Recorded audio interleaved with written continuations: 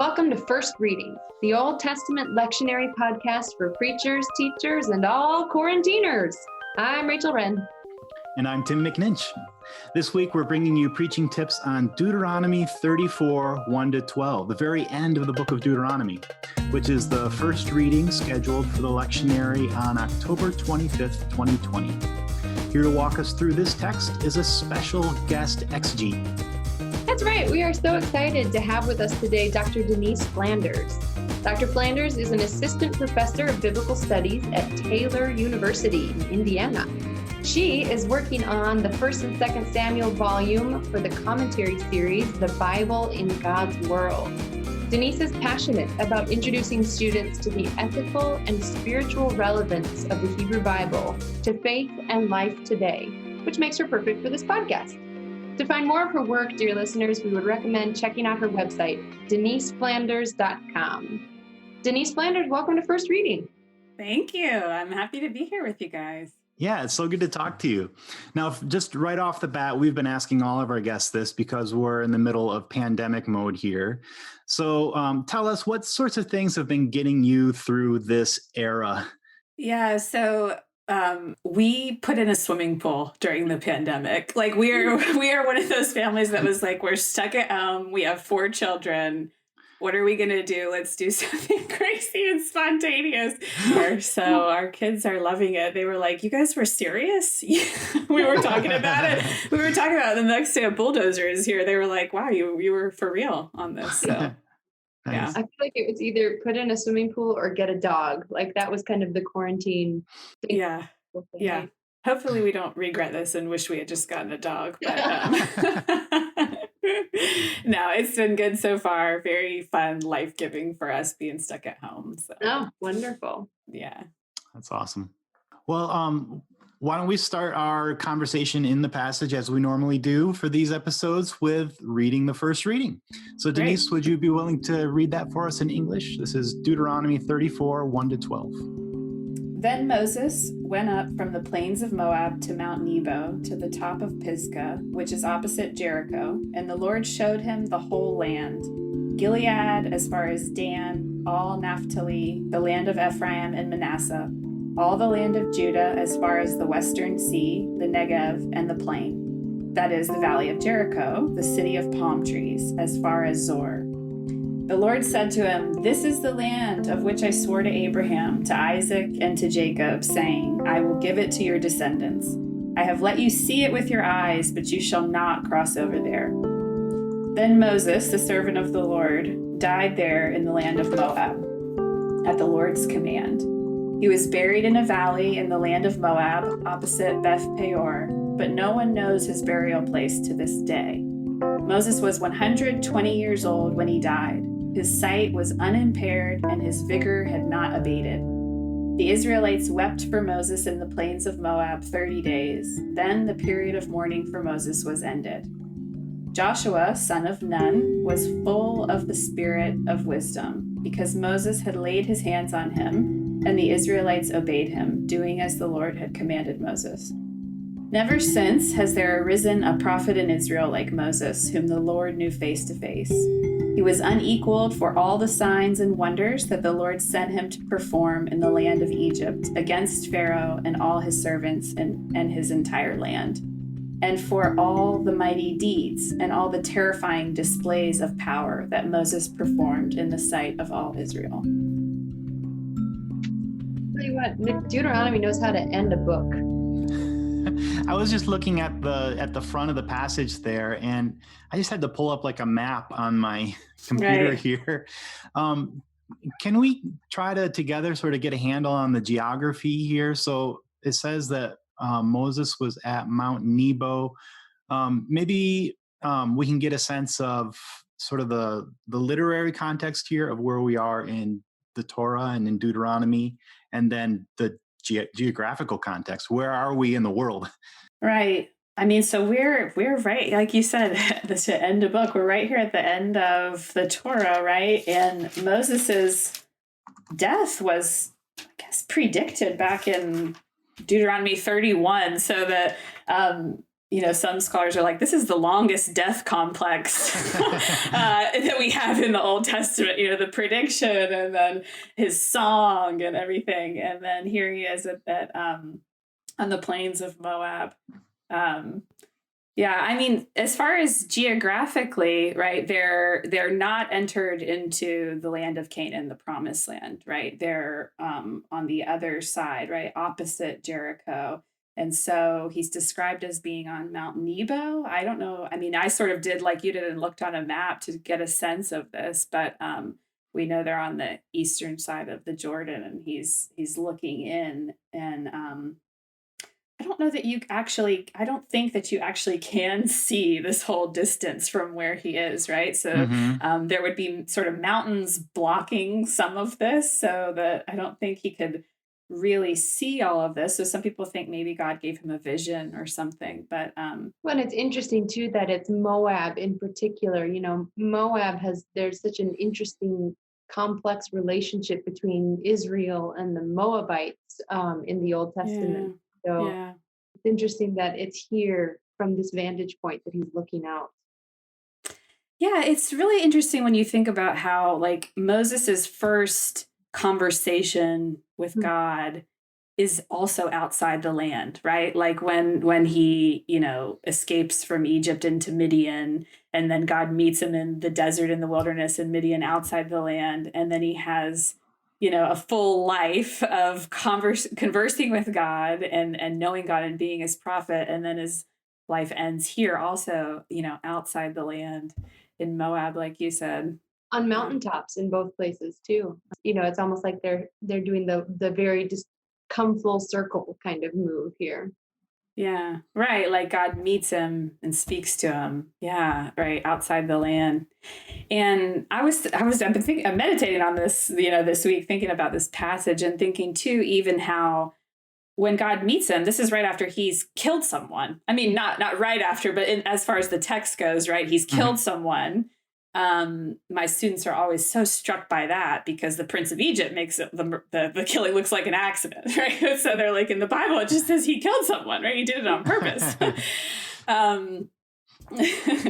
So, he's killed someone, and then, gone to another land. And then here he's still in another land, outside of the land that will become the land of Israel. And there's this mention of, he's not allowed to go in, which is sort of also referring you back to an incident where, he's acted questionably, I guess, so I just saw the mirroring, in a couple of different ways, sort of course it's exalting him. He's, there's no prophet like him, but at the same time, that comment that, he's not going in because of what happened brings that to mind too. So it's like, from beginning to end, he's been someone who is not a perfect human and has done wrong things. And from beginning to end, God has been speaking with him and face to face, even, I don't know, just a neat picture. Yeah, that raises for me the question that's been rattling around in my mind with regard to the kind of the whole text here, whether this showing Moses the promised land is like a good thing from God, like a gift, like a consolation prize sort of, or whether it's sort of like, see what you could have had if you'd only really listened to me type of thing. And I'm not sure quite which way to take it. What do you guys think? Moses is seeing this. If you go sort of more positively, like you said, do you look at it positively or negatively? If you look at it positively, it's like he's seeing this thing that God's showing him, and yet at the same time, it can never be. So it's sort of, I don't know, in that way, kind of a neat, beautiful moment. But then I've also thought about it the other way, like not exactly what you said, Tim, but more of like a severe mercy that he's not going in, because the Lord has already told him they're going to go in and then they're going to start worshiping other gods. Like, is it a mercy that Moses, like instead of a punishment, is it a mercy that he doesn't go in and have to be there to witness them turning away once again, the future Israelites, to worshiping other gods? And I mean, God has told him that's what's going to happen. So is it merciful, I guess, that he gets to pass this off to Joshua to do and then gets to just be done, Yeah. Uh-huh. I love the phrase you use there, severe mercy. That's such a great phrase, because it's like juxtaposing two things you normally think of as opposites, but it probably was severe to look at that land and think about kind of what could have been. But yeah, the mercy of, and now it's no longer your burden to carry the people, as Moses himself describes it. So that's neat. Yeah. And that's not my phrase, by the way. That's the title of a book. So, Oh, really? yeah, I forget the name of the author, but it includes some letters from C.S. Lewis. It's a friend of his that wrote the book. But he's in the book, he's describing the severe mercy of death within a marriage, because a marriage could end in divorce or death. And so he describes death in that case as a severe mercy. It made me think of this, like Moses's death sort of being similar. Mm-hmm. Yeah, it kind of this conversation brings out the momentous nature of this moment in the story. It takes me back to my time as an intern in a hospital setting, where you're with people who are dying, and there's that sense of this is a special moment, even though there's always a sense of tragedy and death, and yet for some people, at least, there is a sense of mercy in it too, where especially if they've been suffering for a while or that kind of thing, or there's just a lot of burdens that they're carrying, this is the moment when they get to release that and be at peace. Yeah. And you get a sense of that with Moses here as well, that he's carried a big burden for an extraordinarily long time by the biblical reckoning. And now it's time for him to let go of that burden and pass it along. Let's take a few minutes and look at a few of the details in the text here and just sort of see what we make of some of them.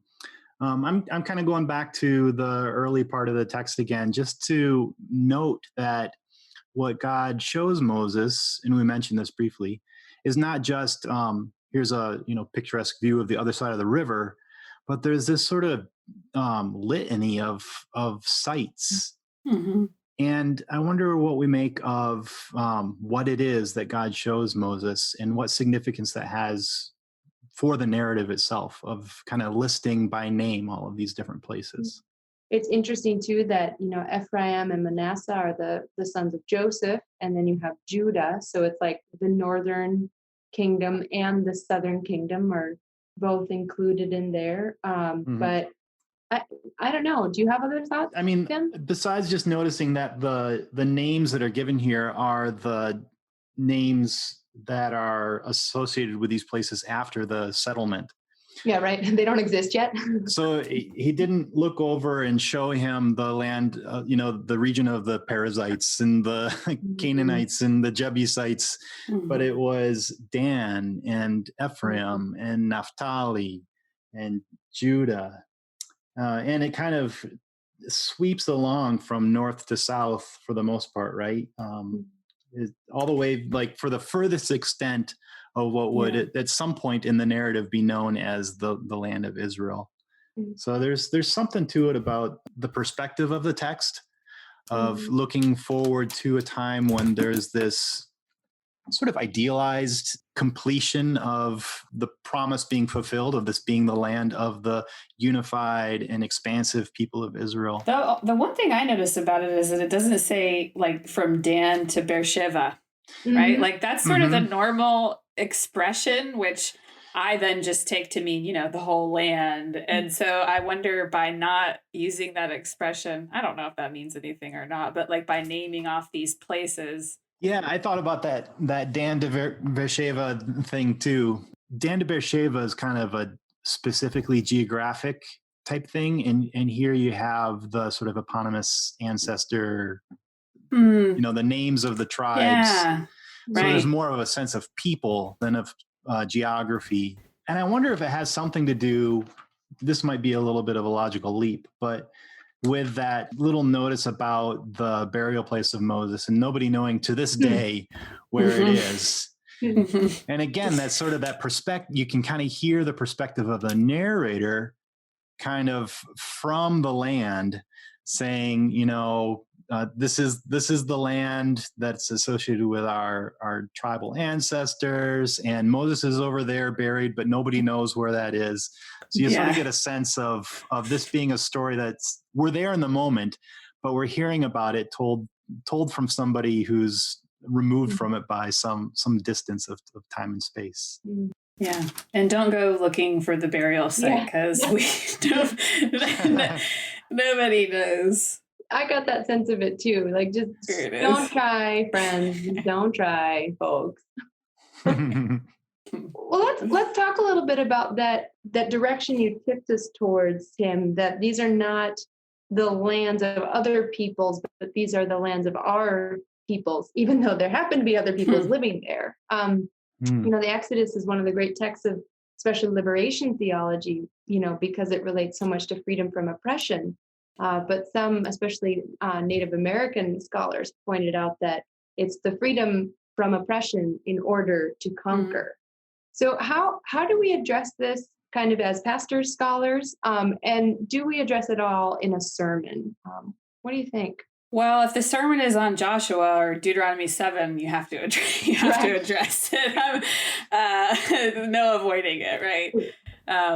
But it's definitely important to acknowledge, just step one, be aware that, right, what is for liberation for one group, another group can only think of conquest and only think of the way it's affected them negatively and their land being taken. Well, so Robert Allen Warrior, that article he has, sort of seminal article on this, right? Like Canaanites, cowboys, and Indians. I have my undergrad students read that. And so if they're not troubled by this idea, I make them troubled by it because because it's there and it bothers a lot of people, and they're gonna get to it sometime. They should sort of get familiar with the difficulty of that. Especially since, if this is sort of our sample text that we're reading right now, there's really no sense of that dynamic in this text. It's just sort of like taken for granted that this is the land that was promised to the ancestors, that God's going to give to the next generation. And isn't that just hunky-dory? And so there's a little bit of, it's not exactly reading against the text necessarily, but it's of thinking about some of the dynamics that aren't on the surface of the text that also play into this. And that causes us, and this is where it might fit into a sermon, where you sort of have to critique your own perspective on things, right? You have to, if this is our inherited perspective, maybe we need to look to some other voices that can give us some perspective on this. Well, even Tim, like you pointed out with the place names, like you said, at the time, right, we're thinking time of writing is different from time of the events being described, but the place names are Israelite place names, right? That these people, but like you said, it's not mentioning conveniently. I don't know how you would say that. It's not mentioning the Perizzites, Jebusites, whoever is living there prior. So I don't know, but even this verse 12 here, I know that this is meant to be celebratory, this very last verse, when they're celebrating all that God did in Egypt to bring the Israelites out. But even the language, well, this is English, but the NRSV, when it's talking about the mighty deeds and terrifying displays of power that Moses performed in the sight of all of Israel, well, that's part of the liberation. And at the same time, that for the Egyptians, that was, terrifying. We're thinking about plague of the firstborn and all of that. So it might be reading against the grain, but it's also there a little, just referencing that some of these miraculous events were also terrifying or terrible for some people. Yeah. And maybe that'd be helpful for some of our listeners who have a little bit of Hebrew still hanging out there in their back pocket. Like in that verse, the word is hamorah, which is from that root yara, which means fear or terror. Like, so this wonderful thing that God has done, even the word itself has this sort of shade to it of terror. Yeah, that awe, that kind of idea of awe, that things can be awesome and they can be awful at the same time. And it brings to mind too, Denise, what you were talking about, kind of the whole span of Moses's life has been one of ambiguity to a certain extent. It's of these momentous meetings with God face to face, but it also has real sin in it, real murder in it. And I wonder if our folks as listeners could imagine a sermon kind of taking that analogously to today, to how we approach people, especially great leaders. There seems to be this need to either vilify or idolize people who've done awesome or awful things, and is there a witness here that asks us to hold both in tension? Yeah, I mean, for me, this is one of the main takeaways is Moses as the faithful prophet that spoke with God face to face, and yet, these mentions of more like questionable moral and ethical things that he's done, and that he can be, that there can be this sort of joy in who he is and like commemorating his life, and at the same time not brushing anything under the rug. Like, I think there's something really relevant in that for us today, because you think about who are our greats, and each denomination or religion has their greats, their heroes from the past. And I think the more we like we can celebrate them and the work that they've done and how they've contributed to where we are today. But if we tip into like idolizing them, that's no good for a couple of reasons. I mean, one is that then we can't relate to them anymore, right? Yeah. Because we are not perfect. And so if the more we idolize and make someone like perfect, then it's like we don't have to carry on the work or something, because it's like they're this hero from the past and we can never be like them. So the more we idolize, the more like the less we can even relate, and then we can't carry the banner or whatever, then we're not gonna feel the pull and the urge to continue the work, because we're putting them up on this pedestal or something, For Lutherans too, for those of our Lutheran listeners, this is an especially kind of fruitful conversation to be having, because this is the text for October 25th, Reformation Sunday, which is a big deal in Lutheran churches, but has many sermons that tend to either, idolize or vilify even Martin Luther, the kind of founder of the Reformation movement. How does it make us think about the way we talk about people who've done awful, awesome things? And what's a faithful way to present those as models of faith too? Yeah, this is a really helpful direction, and I feel us sort of already angling into some possible sermon ideas here. Do you have something, Rachel, that you've been thinking about? A little bit. I'm starting to feel a little bit like a broken record. That's the trouble with being in the middle of kind of a moment such as this, because everything is filtered through the lens of pandemic. But I just was so struck by that phrase of that book title, Severe Mercy. I think when you're going through something very difficult, as so many of us are in the middle of this pandemic, things that are typically more hopeful can feel kind of grating or kind of sugary sweet. I think a lot of us are in spaces that require kind of a severe mercy right now. And so I really resonated with that, especially with the time that we're going through. And then just I think the other piece is the ambiguity of Moses's life. This sermon experience is going to come real close to Election Day. And it's going to be real tempting for us as preachers to preach something about election, or maybe about the people who are up for election in whatever setting you're in. And I just wonder what lessons we might take away from the way the Bible presents Moses, the prophet of prophets, the awesome power. What might we take from that as we think towards preaching in that particular moment in the United States? Those are the two directions that I kind of came up with. Tim? Well, I'll tell you, I can't read this passage anymore without thinking of MLK's Mountaintop speech, which he gave in 1968, the day before he was assassinated. And, he talked about himself being kind of like on the mountaintop and looking over into the promised land. And with that sort of maybe because he had some intelligence about what was possibly waiting for him, saying, I don't know if I'll get there with you, but I'm not afraid. I've seen the promised land. And there was a sense in that speech of kind of passing the baton onto the Joshuas of his generation. And so I now I read this passage kind of back through that lens and see it as a way that Moses, much like Dr. King, had invested themselves and their life's work, not for their own sake, but for the sake of the generation that was following behind them.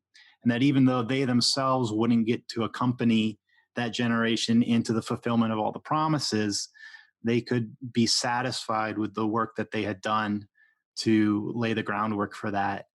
And so that I think probably for me, if I were going to preach this text, I would use some of Dr. King's words there and think about what that means for us to invest in the work that God's calling us to, even if we won't be able to participate in the fruits of it ourselves. And of course, that makes a lot of sense for the same work that Dr. King was doing for racial justice. And here we are again at a time when it's important for us to be investing ourselves in the work of justice in our context, even if it's not something that we ourselves will benefit from, but for the sake of Black and brown-bodied children today, who we want to be able to grow up in a world that's different from the way it is right now. But I started thinking, gosh, the same principle applies to climate action. Like that, what we do now is not necessarily for our own sake, but for the sake of our kids and grandchildren, that they would be able to have a planet in which to flourish. In a church, you could talk about the importance of investing in youth ministry. That's not for yourself, but for the generation that's coming up.